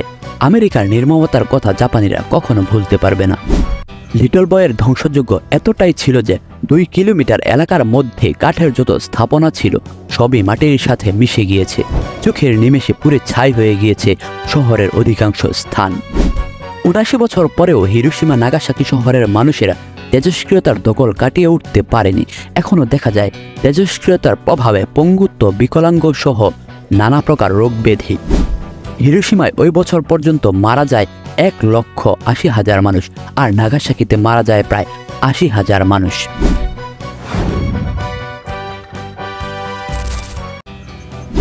হিরোশিমা নাগাসাকি দুই শহরে এই দুই দিনকে স্মরণ করে শহরের মানুষেরা উপাসনালয়ে হাজির হয়। ফুল দিয়ে মোমবাতি জ্বালিয়ে নানা উপায়ে স্মরণ করে স্মৃতিস্তম্ভগুলোতে শ্রদ্ধা জানায়। নিহতদের প্রতি শ্রদ্ধা জ্ঞাপনের পাশাপাশি পঙ্গুত্ব বরণকারীদের প্রতি জানানো হয় সমবেদনা। সারা বিশ্ববাসীও এই দিনকে স্মরণ করে বিভিন্নভাবে।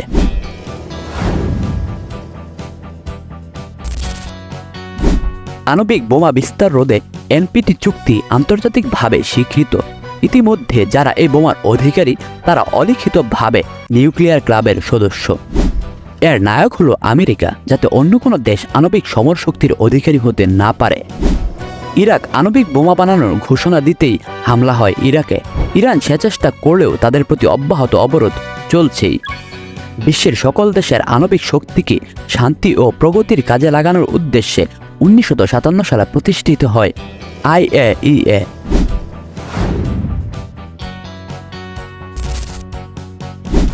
সমগ্র বিশ্বকে পারমাণবিক অস্ত্রমুক্ত করতে হবে। 2008 সালের পরিকল্পনা অনুযায়ী 25 বছরের মধ্যে বিশ্বকে পরমাণু অস্ত্রমুক্ত করার প্রকল্প গ্লোবাল জিরো বাস্তবায়ন করতে হবে। পরমাণু শক্তিকে বিদ্যুৎ উৎপাদনের কাজে লাগাতে হবে, অস্ত্র তৈরিতে নয়। IAEA চুক্তির আওতায় নিয়ে আসতে হবে সকল পরমাণু শক্তিধর রাষ্ট্রকে। IAEA এর সকল চুক্তি বাস্তবায়ন করতে হবে সকল দেশকে। দক্ষিণ আফ্রিকা ও আলবেনিয়ার মতো পরমাণু অস্ত্রের অধিকারী হয়েও তা ধ্বংস করে তাদের মতো ইতিহাস সৃষ্টি করুন আর মানবতাকে রক্ষা করুন। পরমাণু শক্তি হোক শান্তির জন্য, যুদ্ধের জন্য নয়, এই স্লোগান বাস্তবায়ন করতে হবে।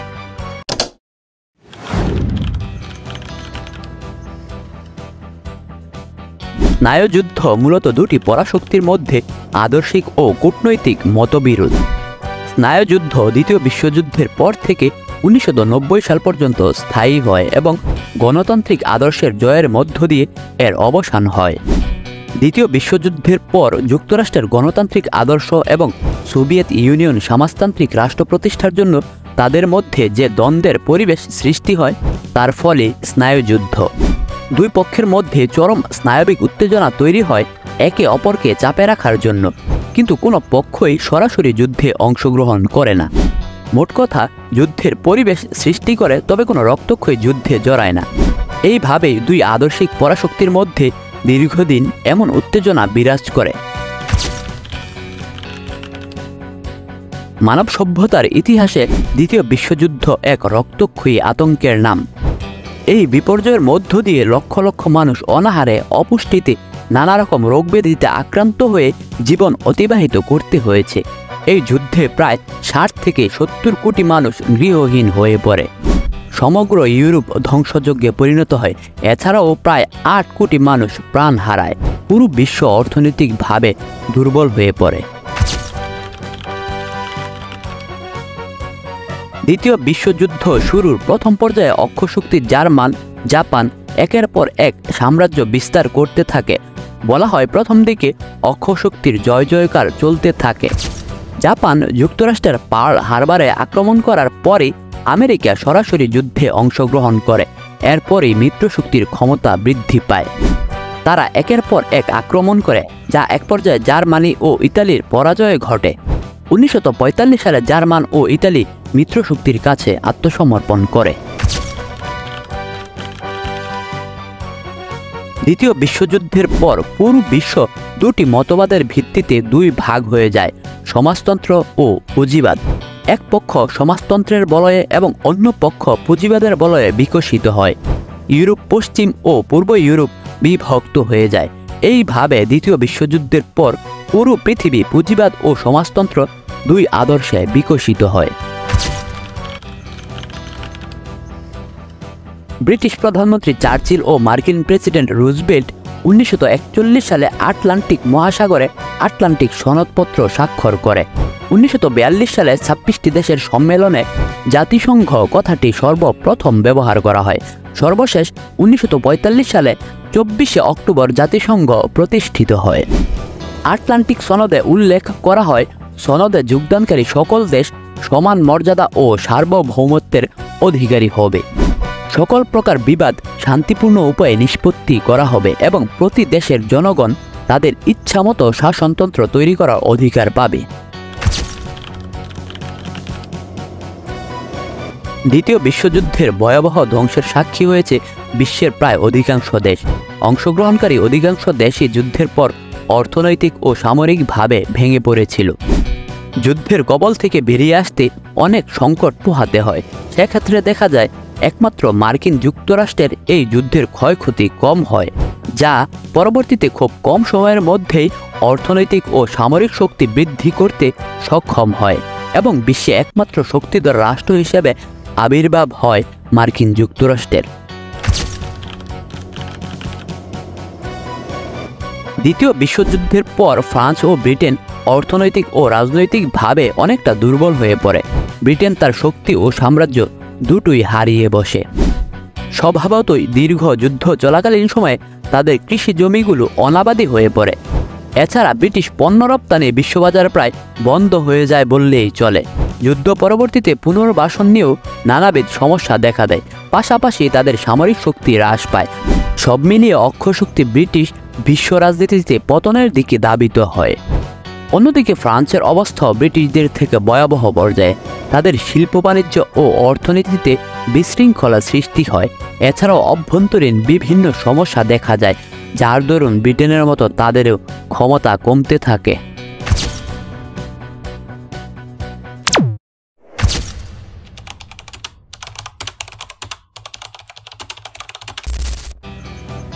আটলান্টিক রেভলিউশন থেকে শুরু করে আধুনিক গণতন্ত্র ক্রমাগত নিজের পরিধি বাড়িয়েছে। রাজতন্ত্রকে হটিয়ে বিপ্লব আর বিদ্রোহের মাধ্যমে পৃথিবীর বিভিন্ন দেশে শাসন ব্যবস্থা হিসেবে জায়গা দখল করেছে গণতন্ত্র। প্রথম বিশ্বযুদ্ধের পর থেকেই আধুনিক গণতন্ত্রের বিবর্তন আন্তর্জাতিক রাজনৈতিক পরিমণ্ডলে প্রতিষ্ঠানিকীকরণ শুরু হয় এবং গণতান্ত্রিক মূল্যবোধগুলোর চর্চা হয়েও ওঠে যে কোনো রেজিমের গ্রহণযোগ্যতার মাপকাঠি। দ্বিতীয় বিশ্বযুদ্ধ এবং বিশ্বযুদ্ধ পরবর্তী রাজনৈতিক পরিবর্তন আধুনিক গণতন্ত্রের বিবর্তনের আলোচনায় গুরুত্বপূর্ণ একটি ঘটনা প্রবাহ হিসেবে জায়গা করে নিতে পেরেছে। প্রথমত, লীগ অফ নেশনের ব্যর্থতা এবং দ্বিতীয় বিশ্বযুদ্ধের ভয়াবহতার অভিজ্ঞতায় আন্তর্জাতিক রাজনীতিতে সংলাপের মাধ্যমে স্বার্থের সংঘাত সমাধানের ধারণার প্রতিষ্ঠানিকীকরণের প্রয়োজন দেখা দেয়। এই প্রয়োজনকে মাথায় রেখে তৈরি হয় জাতিসংঘের মতো সংস্থা। জাতিরাষ্ট্র প্রতিষ্ঠার সাথে সভ্যতার অগ্রগতির ধারণায় সাম্রাজ্যবাদের পরিবর্তে অর্থনীতি কেন্দ্রিক করার জন্য প্রতিষ্ঠিত হয় world bank, world trade organisation, international monetary ফান্ডের মতো সংস্থাগুলো। মোটা দাগে এই সংস্থাগুলো পরবর্তীতে নিরাপত্তার ধারণা, মানবাধিকার, বাকস্বাধীনতার মতো গণতান্ত্রিক মূল্যবোধগুলো পৃথিবীব্যাপী ছড়িয়ে দিতে ভূমিকা রেখেছে। দ্বিতীয়ত, প্রথম বিশ্বযুদ্ধের পরেই বৈশ্বিক পরাশক্তির আসনে পরিবর্তন আসে। দ্বিতীয় বিশ্বযুদ্ধে ব্যাপক অর্থনৈতিক আর সামরিক ক্ষতির মুখোমুখি হওয়া যুক্তরাজ্যের পরিবর্তে বৈশ্বিক পরাশক্তি হিসেবে উত্থান ঘটে যুক্তরাষ্ট্রের। তাদের আদর্শিক প্রতিদ্বন্দ্বী হিসেবে আবির্ভূত হয় বার্লিন দেয়ালের পতন ঘটানো সোভিয়েত ইউনিয়ন। যুক্তরাজ্যের সাংবিধানিক রাজতন্ত্র থেকে পরাশক্তি হিসেবে পূর্ণ সাংবিধানিক শাসনতন্ত্রের অধীনে থাকা যুক্তরাষ্ট্রের পরাশক্তি হিসেবে উত্থান গণতন্ত্রের বৈশ্বিক মূল্যবোধ নির্ধারণে ভূমিকা রাখে। পরবর্তী কয়েক দশকে পৃথিবীর বিভিন্ন দেশে রাজতন্ত্রকে উৎখাতেও এই প্রক্রিয়া সংকীর্ণ গণ্ডিত হলেও এখনও চলমান। তৃতীয়ত, দ্বিতীয় বিশ্বযুদ্ধের শুরুতে পৃথিবীর বিভিন্ন জাতিরাষ্ট্রে মোটা দাগে তিনটি শাসনতান্ত্রিক মতাদর্শ ছিল। যুক্তরাজ্য আর যুক্তরাষ্ট্রের মতো দেশগুলোর গণতন্ত্র, সোভিয়েত ইউনিয়নের কমিউনিজম আর জার্মানির মতো ইউরোপীয় কিছু দেশের ফ্যাসিজম। দ্বিতীয় বিশ্বযুদ্ধে হিটলার, মুসোলিনির মতো ফ্যাসিস্ট নেতাদের পতনের সাথে সাথে মতাদর্শ হিসেবে পতন ঘটে ফ্যাসিবাদের। দ্বিতীয় বিশ্বযুদ্ধের পরবর্তী সময়েও পৃথিবীর অনেক শাসক ক্ষমতায় গিয়ে ফ্যাসিস্ট রূপ ধারণ করেছেন। বিরোধী দলকে নির্মূল করে একদলীয় শাসন প্রতিষ্ঠার চেষ্টা করেছেন। তৃতীয় বিশ্বের অনেক নেতা উস্কে দিয়েছেন কঠোর ডানপন্থাকে, কিন্তু কখনোই শাসক মুসোলিনি বা হিটলারের মতো নিজেকে ফ্যাসিস্ট শাসক হিসেবে পরিচয় দেননি, কিংবা ফ্যাসিবাদকে গণতন্ত্রের প্রতিদ্বন্দ্বী শাসনতান্ত্রিক মতাদর্শ হিসেবে প্রতিষ্ঠার চেষ্টা করেননি। চতুর্থত, দ্বিতীয় বিশ্বযুদ্ধের পরবর্তী রাজনৈতিক পরিবর্তনের প্রেক্ষাপটে স্বাধীনতা লাভ করে ভারতীয় উপমহাদেশের দেশগুলো, স্বাধীনতা লাভ করে মধ্যপ্রাচ্যের দেশগুলোও। সাম্রাজ্যবাদী শক্তি হিসেবে ইতালির পতন হয়, স্বাধীনতা অর্জন করে মধ্যপ্রাচ্য আর আফ্রিকার ইতালীয় উপনিবেশগুলো। ইন্দোনেশিয়া স্বাধীনতা লাভ করে ইউরোপীয় উপনিবেশ নেদারল্যান্ডের শাসন থেকে। যুক্তরাষ্ট্র স্বাধীনতা দেয় তাদের ঔপনিবেশিক শাসন থেকে ফিলিপাইনকে। পরবর্তী বছরগুলোতে স্বাধীনতা অর্জনের দিকে ধাবিত হয় আফ্রিকার প্রায় অর্ধ শতাধিক দেশ। জাতিরাষ্ট্রের ধারণার উপর গড়ে ওঠা এই দেশগুলোর প্রায় সবগুলোই পরবর্তী সময়ে শাসন ব্যবস্থা হিসেবে গণতন্ত্রকে গ্রহণ করে। আধুনিক গণতন্ত্রের বিবর্তনে দ্বিতীয় বিশ্বযুদ্ধের পরবর্তী রাজনৈতিক ঘটনাবলী গুরুত্বপূর্ণ আলোচনার খোরাক হয়েছে। বিশ্বযুদ্ধ পরবর্তী সময় তৈরি হওয়া মূল্যবোধগুলো শতাব্দী জুড়ে গণতন্ত্রকে বিভিন্ন দেশের শাসন ব্যবস্থা হিসেবে বিস্তৃত করতে ভূমিকা রেখেছে। ফলে এক দশকের মধ্যেই গণতান্ত্রিক দেশের সংখ্যা বিশ্বযুদ্ধ পূর্ববর্তী গণতান্ত্রিক দেশের সংখ্যার 3 গুণ হয়ে যায়। আধুনিক গণতন্ত্র এরপর আফ্রিকার উপনিবেশায়ন, স্নায়ুযুদ্ধ, সোভিয়েত ইউনিয়নের পতনের মতো ঘটনার মধ্য দিয়ে গেছে প্রতিষ্ঠিত হয়েছে সবচেয়ে গ্রহণযোগ্য শাসন ব্যবস্থা হিসেবে।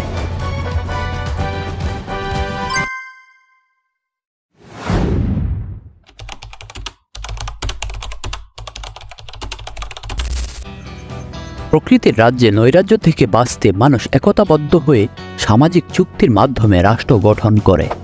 মানব সভ্যতার ক্রমবিবর্তনের সাথে রাষ্ট্রের প্রকৃতি পরিবর্তন হয়েছে, রাষ্ট্রের কার্যবলীর ধরন পরিবর্তন হয়েছে রাষ্ট্রের প্রতি মানুষের প্রত্যাশারও। আটলান্টিক রেভলিউশন পরবর্তী সময়ে জাতিরাষ্ট্রের উত্থানের সাথে সাথে বিস্তৃত হয়েছে মানুষের রাজনৈতিক কার্যক্রম, উত্থান ঘটেছে বিভিন্ন ধরনের মতাদর্শের। গণতন্ত্র, মার্ক্সবাদ, নৈরাজ্যবাদ, লিবারেলিজমের মতোই একটি মতবাদ হিসেবে বিংশ শতাব্দীর শুরুতে উত্থান ঘটে ফেসিবাদের। মতাদর্শের দিক থেকে ফেসিবাদ প্রথাগত বামপন্থা বা ডানপন্থার বাইরে গিয়ে একটি কট্টর ডানপন্থী ধারার চর্চা করে রাজনৈতিক নেতৃবৃন্দকে অবাধ ক্ষমতা চর্চার সুযোগ দিয়ে রাজনৈতিক অবতারবাদের চর্চা শুরু করে বিরোধী দলের উপর নির্যাতন চালিয়ে একদলীয় শক্তিশালী কাঠামোগত শাসন ব্যবস্থা প্রতিষ্ঠা করতে চায়। প্রথম বিশ্বযুদ্ধের পর অর্থনৈতিক সংকটকে কেন্দ্র করে ইউরোপের বেশ কয়েকটি দেশের রাজনীতিতে ফেসিবাদের উত্থান ঘটে। এর মধ্যে ইতালিতে ক্ষমতায় আসেন ফেসিস্ট নেতা বেনিতো মুসোলিনি, জার্মানিতে ক্ষমতায় আসেন আরেক ফেসিস্ট নেতা অ্যাডলফ হিটলার।